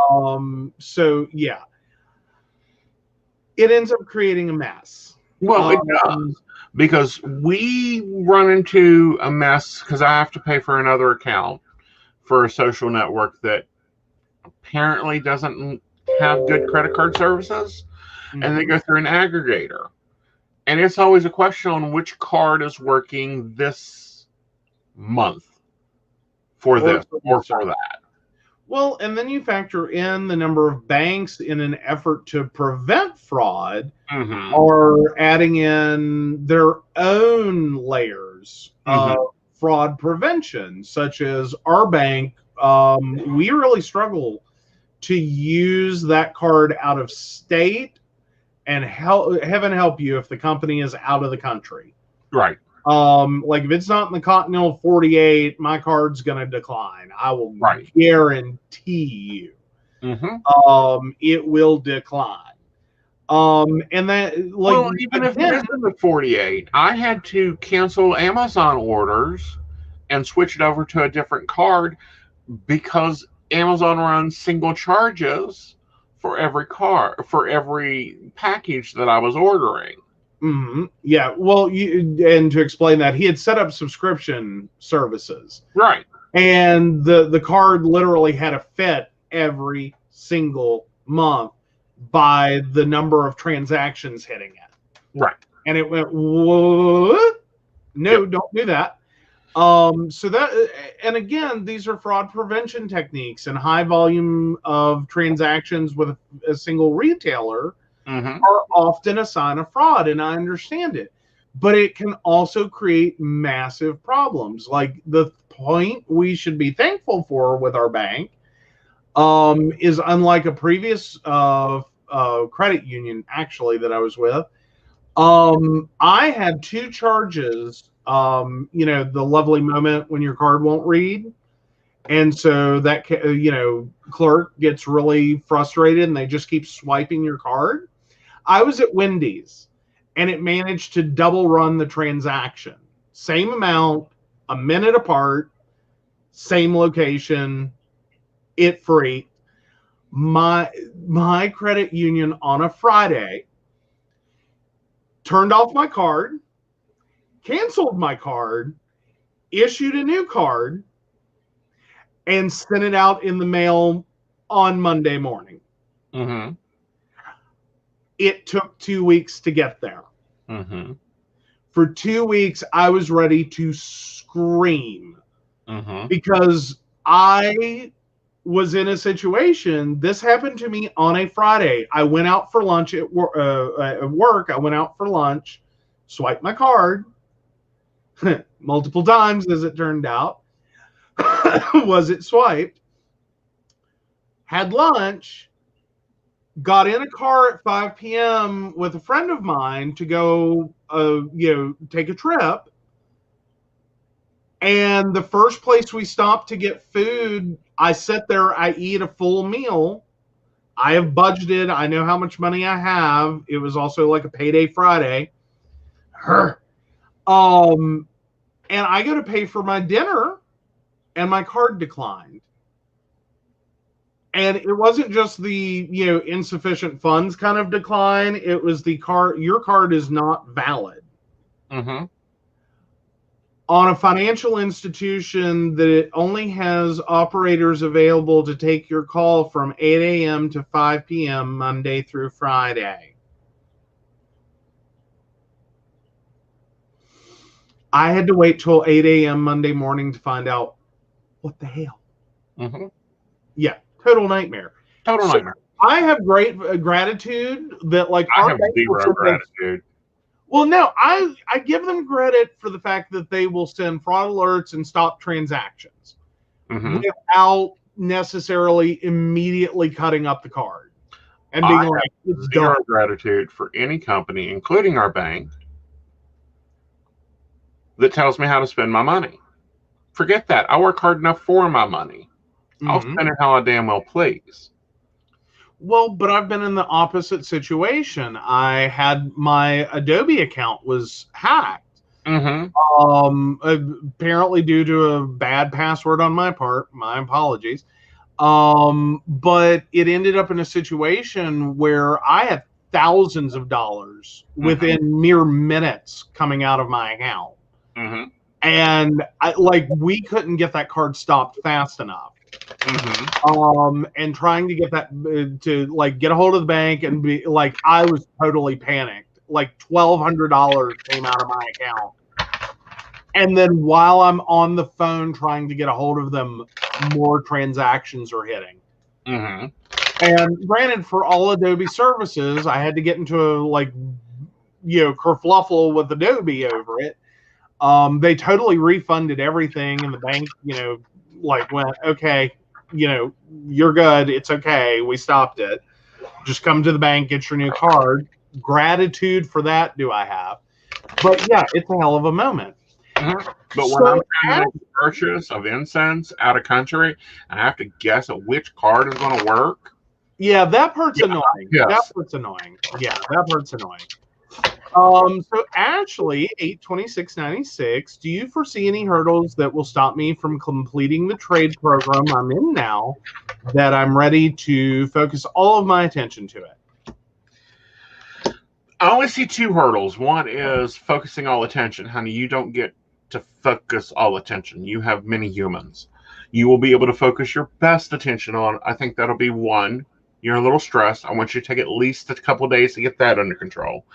And the other one is finding it interesting, because I think some of it is just boring as hell to you. And that's always hard for you to learn. There we go. Yep. Alrighty. All right.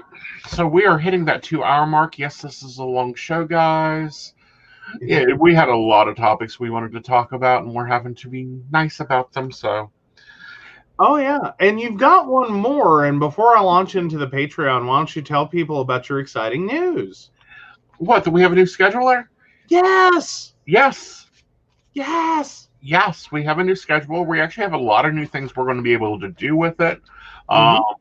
And when you're getting ready, since you speak of Patreon, reminder, Patreons, we have our monthly Q&A. Hope you have your great questions ready, and some announcements to make tomorrow at 7 p.m. Yeah. No, yeah. 8. No, 8. I don't know. Yeah, it's 8 p.m. tomorrow. The invite will go up here in a little bit to come join us.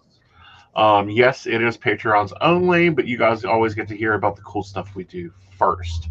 And a new cool benefit I'm going to be able to do for my Patreons, a couple of them actually. But yes, we have a new scheduling program.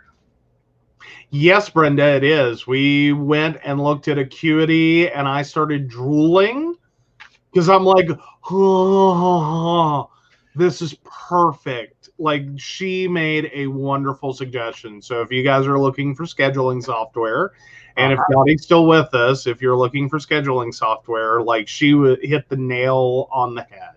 Yeah. This is amazing. Like, well, and following up with our guest, Corby, she has currently 3 books out. Aeson's read 2 of them in 2 days, and he's got the 3rd one loaded up on Audible. Yes. Yeah. Like, she was an amazing guest and has lots of information and experience that she has been sharing so beautifully in her writing. It's just absolutely amazing. Like, I don't mean to disparage any other author, but like, she is now the gold standard. Like, yes, and I want her back. I'm going to invite her back in a couple months. But we'll be talking about some other things. Oh, and Brenda loves Audible. I do. I love Audible. I love text-to-speech reading. Alexa has been busy reading to me. Be quiet, Alexa. I keep waiting for yours to develop a personality, however, and be like, I ain't shutting up. You never shut up. That'll be funny. That's how I see yours. Yes. So, Patreons, please remember and come to the Q&A tomorrow night. And remember, our Q&As in the Patreon is Ask Us Anything. They are. They absolutely are. And so that brings us to the wonderful, important part of the show. The one where we get to thank our Patreon sponsors. And just so I don't miss anyone, I always wait till it rolls back around, guys. Because I don't want to like insult anyone, even indirectly. So we do want to thank you for your support. Beverly Walker, Mika G, Kathy, Mary Winfield, Brenda Bryant, and of course the Crystal Lotus Shop, located at 89 Old Main Plaza in St. Albans, West Virginia. If you're in the area, make sure you stop in and check them out. If you'd like to learn more about us or the show or become a Patreon sponsor, you can visit PCSPnetwork.com. Yes, and get up-to-date information. The magazine went out. You get a monthly magazine. Late, very late. Yes, but that's both our faults. We've had a lot of things going on, a lot of changes going on. Rick's going to start banning for us. Ooh, I love it. But just to show you, like, you get a wallpaper. Oh, my phone does this stuff. Like, this is this month's wallpaper, guys. Yep. Like, it's so super cool. Yeah. Like, I'm proud of this one. I love this one. Yep. And we're going to be adding some more things that may not be listed on Patreon, but they'll be going up. We'll talk about them tomorrow night. All right, guys. Good night. Have a lovely evening, and we will see you, Patreons, tomorrow. And tarot students, tomorrow, yes, I'm having a virtual tarot class. Sign up is closing at midnight. or we will see you on Tuesday. Mhm. Good night, y'all. Bye. Bye.